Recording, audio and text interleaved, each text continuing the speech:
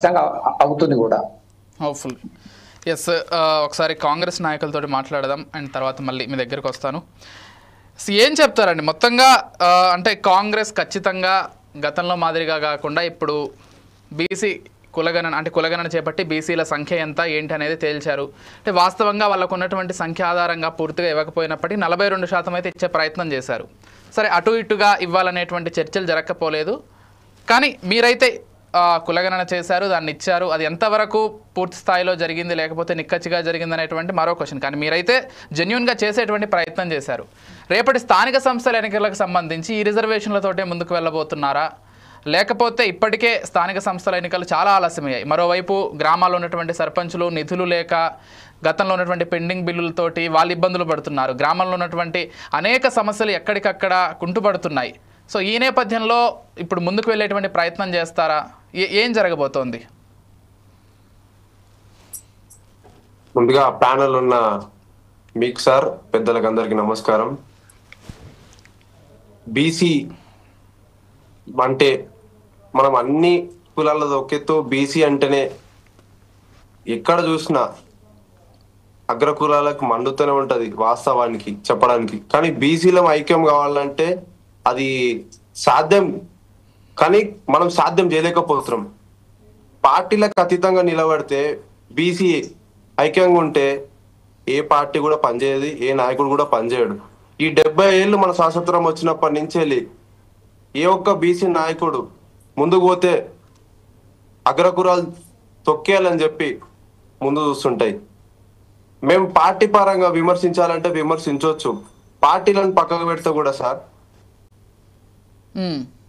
పార్టీలను పక్కకు పెట్టి భవిష్యత్ కోసం బీసీల కోసం మనం పోరాటం చేయాలి. ఈరోజు కవిత గారు ఏదో మాట్లాడిరని చెప్పి, ఇంకా బీజేపీ నాయకుడు ఏదో మాట్లాడిందని చెప్పి, మా పిసిసి గారు ఏదో మాట్లాడిరని కాదు. మా ప్రభుత్వం చేస్తూనే ఉన్నది. స్థానిక సంస్థల ఎన్నికల్లో కూడా 42% రిజర్వేషన్ గానే ముందుకు పోతుందని మేము 100% భావిస్తున్నాం. తెలంగాణ సమాజానికి కూడా తెలుసు, యావత్ దేశానికి కూడా తెలుసు.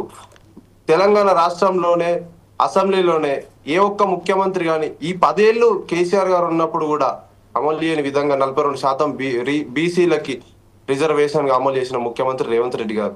మరి కేంద్ర ప్రభుత్వానికి తెలివి లేదా? లేదంటే ఈడున్న 10 ఏళ్ళు బీఆర్ఎస్ పార్టీ అధికారంలో ఉన్నప్పుడు కేసీఆర్ కి తెలివి లేదా? పోనీ ఇతర రాష్ట్ర ముఖ్యమంత్రులకు కూడా తెలివి లేదా? అంటే ఎవరు చేయలేక కాదు, చెయ్యొచ్చు, కానీ దీన్ని పర్టికులర్ గా ఫోకస్ పెట్టి చేయరు. మనం బీసీలం ఏంటంటే ఒక తాటిపై ఎప్పుడు నిలవడం, ఒక కాన్సెప్ట్ ఒకటి మనకు ఉండదు. వాళ్ళు ముందుంటారు, మనం ఎన్నుకుని నడిపిస్తారు. కానీ కాకపోతే మాత్రం అందరం ఒక తాటిపై ఉంటే బీసీలకు 100% న్యాయం జరుగుతుందని నేను భావిస్తున్నాను.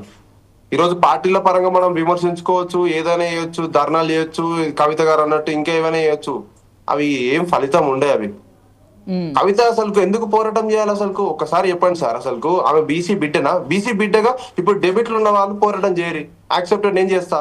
ఒక కాంగ్రెస్ అట్లా కాదు. ఇప్పుడు బీసీ బిడ్డ కాకపోయినా బీసీల తరపున పోరాటం చేస్తా అంటే వద్దని చెప్పడానికి కూడా అంటే మేము బీసీలం అయితే బతికే ఉన్నాం కదా సార్. మీరు చెప్పండి, బీసీలం బతుకున్నాము, మనం పోయి అయితే బీసీలం పోయి రెడ్డిల కోసం అయితే పోరాటం చేయలేం కదా.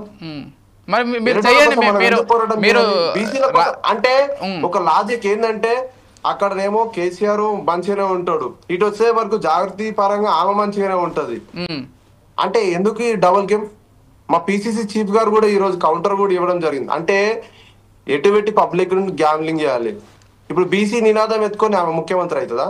లేదంటే రాష్ట్రానికి ఇంకేమైనా ఎలగబెట్టి ఉందా? ఆమె ఎన్నుకున్న బీసీ నాయకులతో పోరాటం చేపించమని చెప్పు, ఎస్ మేము బరాబర్ యాక్సెప్ట్ చేయగలుగుతాం. ఒక దొర కుటుంబంలో పుట్టిన కవితకి అంత ఉంటే బీసీ బిడ్డకు ఒక గౌడ బిడ్డగా నేను ఉన్నా. మరి నాకు కూడా అనిపిస్తుంది కదా, ఒక బీసీని ప్రశ్నించినప్పుడు ఇప్పుడు కండ కప్పుకొని మరి 10 ఏళ్ళు ఎటుపోయింది? వాళ్ళ నాయన ముఖ్యమంత్రిగా ఉన్నప్పుడు, కేసీఆర్ గారు ముఖ్యమంత్రిగా ఉన్నప్పుడు ఏం చేసింది? మరి ఆమె ఒక ఎమ్మెల్సీ కదా, మరి అప్పుడు ఎటుపోయింది? ఓకే, సో ఇప్పుడు ఆమెకు అడిగేటువంటి అర్హత లేదంటారు? 100% లేదు. గతంలో రెండు పాయింట్స్ అంటే గతంలో ఆమె ఈ అంశానికి సంబంధించి పోరాటం చేయలేదని అర్హత లేదంటున్నారా, కేవలం బీసీ కాదు కాబట్టి అర్హత లేదంటున్నారా? గతంలో పోరాటం చేయలేదని అంటున్నాను, బీసీ బిడ్డ కాదని కూడా అంటున్నాను. పార్టీ పెట్టుకొని అఫీషియల్ అంటే మాట్లాడొచ్చు అంటే ఎవరైనా మాట్లాడతారు. ఇప్పుడు కేఏ పాల్ కూడా మాట్లాడతాడు, చంద్రబాబు నాయుడు కూడా మాట్లాడతాడు, చాలా మంది మాట్లాడతారు. అట్లా మాట్లాడితే మనం దాన్ని తీసుకుంటామా? బీసీ బిడ్డ ఉండి బీసీ గురించి మాట్లాడమని చెప్పు, ఐ విల్ యాక్సెప్టెడ్. కానీ ఆమె పుట్టుకతో బీసీ బిడ్డ అయితే కాదు కదా, ఇప్పుడు చేంజ్ చేసుకోలేదండి. అట్లా అంటే ఇప్పుడు చరిత్రలో ఎంతో మంది అగ్ర కులాల వాళ్ళు అణగారిన కులాల కోసం పోరాటాలు చేసి వాళ్ళని పైకి తీసుకొచ్చే ప్రయత్నాలు ఉన్నాయి కదా. వాస్తవమే సార్, నేను కాదంట్లే, పోరాటం చెయ్యాలి. నీ జాగ్రత్త గురించి పోరాటం చెయ్యి. అంటే నువ్వు మరి 10 ఏళ్ల కింద మరి మీ నాయన ముఖ్యమంత్రిగా ఉన్నప్పుడు అప్పుడు జాగ్రత్త పెట్టుకొని మరి అప్పుడు పోరాటం. ఈ క్వశ్చన్ అడగండి, దిస్ ఈజ్ వ్యాలిడ్ పాయింట్. నేను మీతో ఏకీభవిస్తున్నారు. ఈ క్వశ్చన్ అడిగితే గత 10 ఏళ్ళ అధికారంలో ఉన్నప్పుడు మీరు ఎందుకు సొంత పార్టీ పైన పోరాటం చేయలేకపోయారు బీసీలకు సంబంధించి, నేను అగ్రీ చేస్తా. కానీ ఆమె కేవలం బీసీ కాదు కాబట్టి అసలు బీసీల గురించి ఆమెకు మాట్లాడే అర్హత లేదంటే అది కరెక్ట్ కాదనేది నా opinion. It's my personal opinion. Me opinion నేను కాదని చెప్పను, కానీ that's what I'm saying. And Srihari గారిని అడుగుదాం ఆ క్వశ్చన్, వారు కూడా ప్యానల్